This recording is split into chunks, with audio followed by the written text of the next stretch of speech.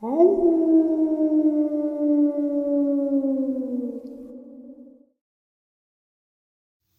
and salutations, everyone. I hope everyone is still doing well. Have I got a bonus upload for you all? Before we jump into it, a couple links. As you all know, I rely on Patreon, PayPal, channel membership, and the merch to help the channel to continue to grow and go. Links to Patreon, PayPal, and channel membership is in the description below. Merch displayed directly under the video. Also, Dogman, Frightening Encounters, Volume 1 through 3, the audiobook versions. They were written and researched by Tom Lyons, narrated and produced by me, Jeff Nadolny. Those audiobooks are available on Audible, Amazon, and iTunes, links to which are also in the description as well. And finally, last but definitely not least, if you'd really like to help support this channel to continue to grow and go, simply subscribe. It does not cost you a cent. Click that like button, takes half a second. If you don't want to miss out on any of the informative uploads I put out daily, click that bell icon, and folks, please leave a comment. Why? Well, because all these things, they really do help this channel to continue to grow and go, and yes, folks, they do matter. Now, everyone, I have taken far too much of your time. Let's jump in to today's bonus, shall we? Today's first encounter. Mike lives near Irwin, Tennessee, along with his wife and their dog. Mike and his wife have had 2 encounters with feral wild men. One encounter was just recent. Mike said the first encounter was back in June of 2019 when he and his wife were both in their living room together watching TV at around 8 p.m. They were both startled when they saw a deformed man's face appear in a window. Mike's wife literally yelled out in fright, stared at them, and gave them an evil smile and ran off into the woods. They did call the police. Police searched the yard and tree line but found nothing. By 11 p.m., while in bed, Mike and his wife, who couldn't sleep and had the gun nearby, heard disturbing laughter from outside of the window. The laugh was a lunatic-type laugh.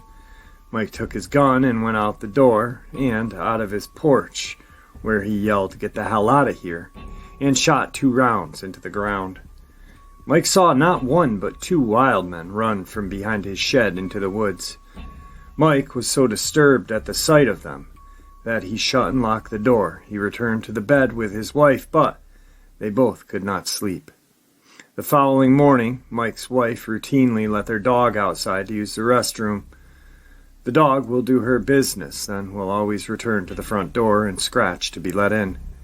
The dog was not seen again since his wife let her outside that morning. Just last week, Mike's wife had a sighting. She was returning home from the supermarket and was unloading groceries from her truck when something up in the trees grabbed her attention. She saw a deformed man up in a tree staring at her and grinning widely. She got back in her truck and left and drove to her husband's office. They both don't know what to do because the police are finding nothing and they feel like they are not being taken seriously by law enforcement. Mike did install several security cameras. Mike's description of the wild man: taller than 6 foot, thin but toned body, long hair on their heads with patches of hair throughout their bodies, pale gray skin, long fingernails. Eyes are large and wide and are black. Looks like a man/Bigfoot troll mix, deformed features in the face and head. Update. Mike did locate the dog about 1/8 of a mile from his house in the woods, dead. The dog was not in great condition, and I will not go into those details here, but fur was how he recognized his dog. To be conservative, there was not much left but fur and bones. The wife does believe a feral wild man is responsible. Mike and his wife continue to have sightings, but mostly up in trees. They have excluded the police because the police never find anything and have told Mike and his wife that they are most likely seeing campers throughout the woods. Mike's wife stated that she is aware of times when the feral wild men are near because of an odor, a very distinct odor. The wife seems to be having more sightings than her husband. They believe the feral men are more interested in her. They have had one additional scare of something peeking through their window and described the face as looking like an evil Smeagol from Lord of the Rings, describing the hit-and-miss strings of long hair and almost bald scalp. They have both heard a lunatic-type laughing in the woods at night. It's not everyday occurrence, but they are afraid, they are mindful and careful. Mike says it's one of those things where you have to try to live with it, stay out of the woods and stay armed just in case. The wife is sure these feral wild men are not Bigfoot and not campers just messing with them. Today's second encounter. This takes place in my hometown of Vernon, New Jersey, 2009. The town is near the northern tip of New Jersey in the Appalachian Mountains and borders New York State. I was 17 at the time and at a party with friends. The town's very large and divided up into different communities, most lake-based. But the one my friend's house was in was called Old Orchard. It's more developed than the typical neighborhood, but was up a steep hill with lots of woods around it. It was a summer evening, so we spent our time outside in their backyard. Some people were drinking, but myself and the other witness were not. The backyard had a thin tree line dividing it from another lot behind it, and with leaves on the trees, it was thick enough to block your view from the yard. Well, after dark, I went through the tree line and into the next lot with someone. We walked a few steps through the trees, and we sat down with our backs to the tree line facing the lot, which was a large upward sloping hill with a single tree in the center, maybe 100 yards from us. The lot was bordered on the right by a road with a streetlight that partially illuminated the area, and to the left there were similar tree lines bordering other properties. After sitting and talking for a while, we both fell quiet when we heard something. It was just for a moment, but it sounded like sniffing, like the sound of a dog makes, with its nose to the ground searching for something. I was facing the tree line bordering my friend's property. We could clearly hear everyone in the yard carrying on only feet away. The sniffing sound did not continue. I glanced around behind me into the lot and saw nothing. We continued to talk. To preface the rest of the story, I want to note that northern New Jersey has a large black bear population, and in my town it is very common to see them in your yard, crossing the road, or even have them break into your home in search of food. Combine that with being someone who spent a lot of time outside and in the woods, I know what a bear looks like, and how it moves and sounds. And I know what other large predators are in the area, and what I saw was none of these things. So some time passes, long enough to forget about the phantom sniffing, and then I hear it again. And the other person does as well. It's the same nose to the ground, sniffing out prey type sound, and it's loud and seemingly coming from all around us. We can still hear the party going on, and as loud as the sniffing is, they don't seem to notice it. I look at the person I'm with. They're frozen, with their eyes locked on something ahead of them. I turn and face into the lot as the sniffing continues. And under the tree I see a large dark outline of something. It's shaped like a bear, but larger, standing about 6 feet on all fours. Its head's down to the ground and it's sniffing around under the tree. But it still makes no sense that we would be able to hear it from all the way from where we were, let alone how loud it was. Then it moves forward, and that's when I am certain it's not an animal I am familiar with, because it puts its 2 front legs out first, and then its back legs shuffle forward in one motion like a rabbit or a kangaroo. I didn't watch for very long, but enough to see it keep shuffling forward like that for a few more times. The whole time its head is to the ground, sniffing as loud as it's breathing in our ears. Again, it was only bright enough to see the silhouette, but it appeared to have fur. I had a strong feeling that it could feel me looking at it, and if I kept watching it, it would notice me. And I did not want that to happen. The person and I locked eyes, grabbed each other's hands, and bolted back to the yard. No one else noticed. Most were too drunk to even know we were gone. It was late, and I convinced some people to go inside to the living room and sleep. Other people stayed out in the yards in the tent, but no one mentioned anything weird the next morning.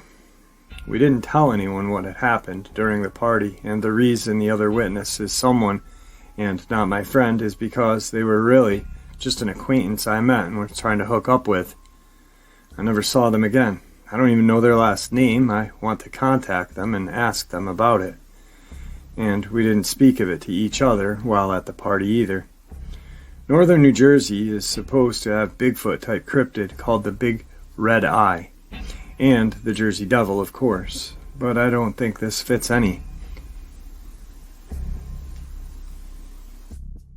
I've had a lot of paranormal experiences in my life, but this is the only cryptid type I've ever had. I don't know what it was, but I got a distinct feeling it was something that I was not supposed to see. Today's third part of the upload. This is what I was talking about in the first encounter. Feral humans, categorized into three basic types. First, the existence of people who have mental transformations in the woods and have entered an animal-like state, which has been documented. Second, people who have been raised from birth in the wild as feral humans in North America, specifically Appalachia. Third, people who deliberately choose this lifestyle. Further, we are convinced that a certain percentage of these so-called Bigfoot sightings are actually these feral humans, or persons in near feral state. The Mays Lick area had an albino Bigfoot flap in the 1980s, which could be a human being living in the wild.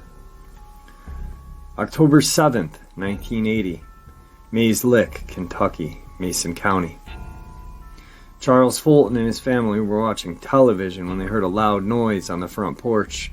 Fulton said he heard his son's pet rooster disturbed when he peered out the front door. He saw a white, hairy creature with pink eyes that must have weighed 400 pounds and was about 7 feet tall. The creature was holding the rooster by its neck and then threw it against the side of the house. It then proceeded around back of the house into a vacant lot. Fulton claimed to have grabbed his .22 pistol and followed the intruder, fired at the creature twice as it ran out of sight. Fulton believes that the lights coming from his porch and living room may have frightened the creature, and that is why it seemed to go on a rampage. Fulton said that this white hair was real long, much like a horse's mane. He also stated that the creature was man-like, except the eyes were like that of an animal. November 5th, 1980, Mason County, Kentucky, west of Maysville on US 68. Mr. Noble Clay, an Alabama truck driver, was hauling steel west on US Route 68. When he saw a figure on the opposite side of the highway, he slowed his vehicle and turned on his high beams, thinking that it was a hitchhiker. When he approached the figure, he was shocked to see an enormous humanoid creature with white hair. After this encounter, he contacted locals on CB Channel 22 to see if there was a zoo or circus in the area. He thought that possibly an ape had escaped. When police were called to investigate, they took Clay's statement and filed a report. He stated to the police that he had never been to this area before and knew nothing about alleged Bigfoot reports. The police believed that Clay was serious on what he reported. This incident was on file with the Maysville, Kentucky Police Department. Summer of 1985, Still County, Kentucky. After local residents began reporting a man-like figure prowling in the woods near their homes, Bigfoot rumors began circulating like wildfire in the area. Police combed the wilderness in the area and apprehended name withheld a native of Irvine, Kentucky, who had been on the missing persons list for 3 years, according to reports. He was naked but covered with mud and foliage to the extent that vines and moss and lichen were actually growing in his hair and on his body. He was in a completely animal-like state, could not and would not speak English, and had to be forcibly subdued. He was taken to Patty A. Clay Hospital in Richmond. We have no further reports on his recovery. The spring of 1990, Red River Gorge near Slade, Kentucky in Powell County. An author encountered a face-to-face in the wilderness near Cloud Splitter Rock. An adult 30s Caucasian male walking in the woods naked but covered with mud, leaves, and vines, which were matted into his hair and beard as well, giving him an almost absurd swamp thing appearance. He walked with a hunched, ape-like gait. He spotted moments after I spotted him, and we stared at each other for what seemed like an eternity. Finally he turned and fled. His eyes seemed to show some intelligence, but he was still extremely animal-like and seemingly unable to speak. I made no effort to follow him. The similarities between this case and the ones above are striking.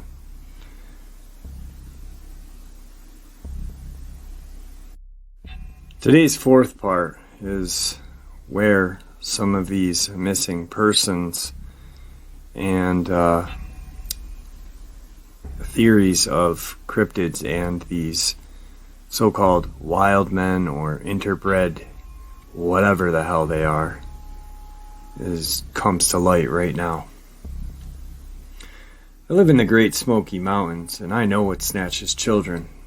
I'm on the North Carolina side of the Great Smoky Mountains, lived there my entire life.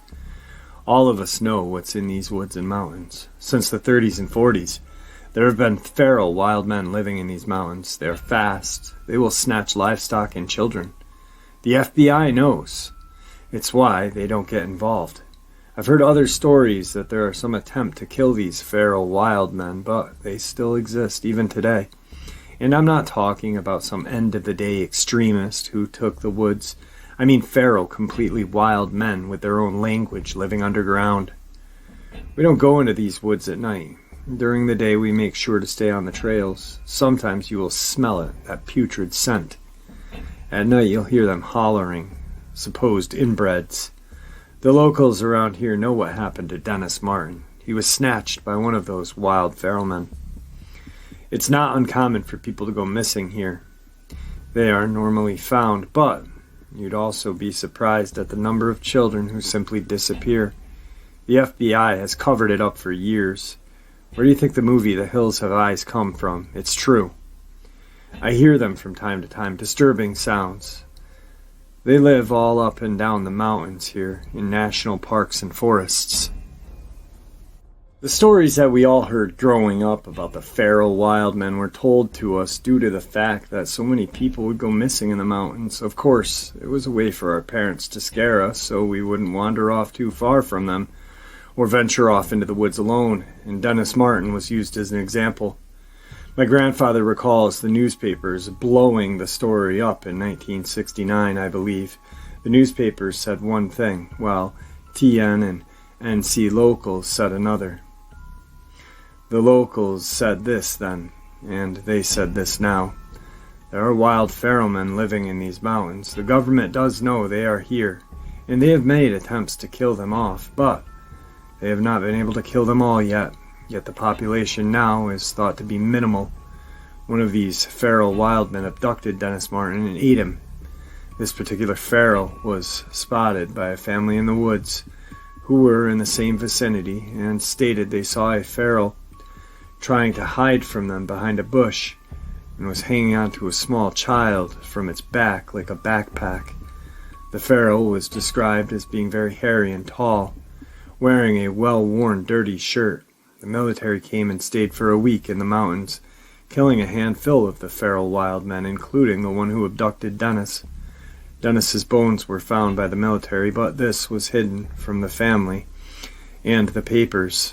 One of the agents that worked on this and was ordered into the woods to kill the feral men ended up committing suicide some years later, not being able to cope with what he had seen in those mountains all those years and after other assignments into similar incidences. My grandfather claimed to have seen 2 of them in his life. He told me that his first encounter was when he was a child, years before the Martin case, when he and his dad were on a trail in the woods on the Tennessee-North Carolina line when they both approached a dead-end area that bordered a heavy tree line. Just inside the tree line, they saw a wild hillbilly leaning over a deer eating its insides.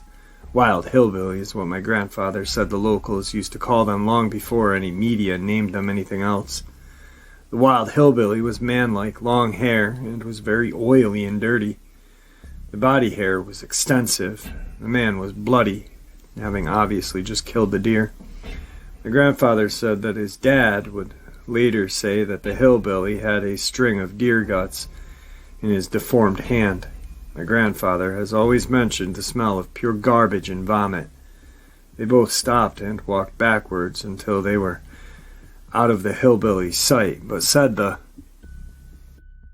hillbilly was obviously startled and screaming, as if saying, "Stay the fuck back, this is my deer." The hillbilly was dragging the deer back further into the tree line as my grandfather and his dad backed away. The second sighting was when my grandfather was hunting in '97. He and his buddy saw a female. They said they were taken back at the obvious sign of breasts, but this one looked more Bigfoot-like. She was running and then suddenly jumped into some hole in the ground and disappeared. They did not go looking for it. This is where the underground cave systems come into play. Inside the mountains and in the caves is where these wild men Bigfoot creatures are at, and that's why they cannot be found. It's worldwide. Governments know of them.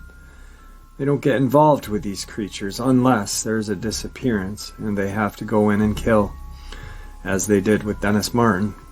Our governments admitting to these creatures and UFOs would break down our religious systems. Dealing with public about these creatures is something that has been avoided for years at all costs. Our caves and mountains can't be controlled. The underground cave systems are massive, and what's in them is beyond basic human comprehension. Yes, these wild feral men are cannibal and inbred. They will often snatch children to eat. Some are raised to reproduce. The geriatric population and disabled are easy targets for food because it's not expected they'll fight back. They also have trap doors in the woods and doors in the mountains. They will often steal clothing, dig in trash, take pets and farm animals. Though I personally have never seen a wild feral man, I do have evidence of them. The smell also. I have tons of stories and other things I've seen out in these mountains, more demonic, but so far I have yet to see a wild feral man. I believe, though, only because of the other things I have experienced out here throughout my life. I believe that a lot of the missing 411 cases will not be solved. Kids, hunters, tourists, all missing in a blink of an eye. Everyone always expects reasonable explanations for things because we are still so primitive.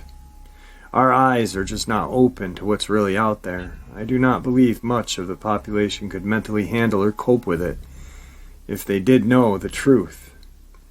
I believe the wild feral men are Panamanian jungle was also responsible for the Frone Kramers case.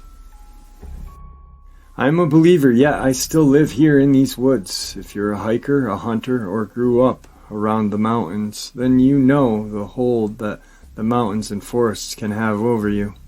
Such beauty, such fright. Today's final encounter. I went on a family vacation to the Great Smoky Mountains. I'm not sure what month it was, but in the spring. We'd been there a few days, exploring just everywhere. This is something we have done every year, but this year it turned out to be very different. It was the day before we were about to leave and head back home. My dad decided we would all take a walk down the trails and streams. We were at Deep Creek Loop Trail. My dad had taken his fishing pole. Dad, Mom, my brother, and myself were walking by the stream. My brother and I kind of walked away from the stream a little ways off the trail into the woods. I'm not sure how far from my parents. I do know I couldn't see them anymore. I don't remember if my brother or myself saw it first. From a side view, my first thought was an animal because of the movement in the trees. So being very quiet, we stepped to the side by the tree to hide and be able to watch it. What I thought was an animal was indeed not. It heard us and turned toward us. What I saw was horrifying. It was bent over, devouring a dead animal, possibly a deer. It was tearing its guts out and eating it. It had bloody hands, face, and chest. I saw enough to know this was not an animal, but dear God, it was not a man either. It had blood, flesh hanging from its mouth and hands. It had a large forehead that looked like it had knots. It was very hairy, but not as hairy as a bear or Bigfoot, and between the blood and skin looked dirty. It was a deformed man. We were so scared my brother took off, running first, then I followed. I turned just for a second to see if it was coming after us. As I was turning to run also, it took off running the other way. It didn't stand totally straight up, but I could tell it was a male. By what I saw, it was at least 6 feet tall, may have been even taller. Since he didn't stand straight, it was hard to tell. He was pretty thick, but still very skinny and deformed. What got me was how it looked like a human man and a creature mix. I could also smell an odor that was like flesh and garbage. We ran back to my parents and told them. My dad at first thought we might have been trying to pull a prank on him. He played along and walked back to where he had come from. A minute later, he came back and said, "We have to go now." His face was pale, like he had lost all his color. We went to a ranger and told him everything. He said he was going to call another ranger, and they would look into it. They thanked us as we drove off. That was our last visit there. I had nightmares for a while, but never spoke of it to anyone. I still don't know what we saw, but this was a man that was mixed with a monster. Alright guys, a set of just absolute horrifying experiences. Wow, I hope you enjoyed them as much as I enjoyed sharing it with you. Guys, thank you for supporting the channel. Your support is what makes the channel continue to grow and go, and also what makes this channel special. It is truly appreciated. Please, everyone, stay safe, happy, healthy, and ever vigilant, keeping an eye on our children, our pets, our family, and friends. These creatures are real, they are out there, and they are dangerous. Share this information with the people you love and care about, and it may just help save their lives someday. Until next time, never stop asking questions, never stop searching for answers, and God bless you all.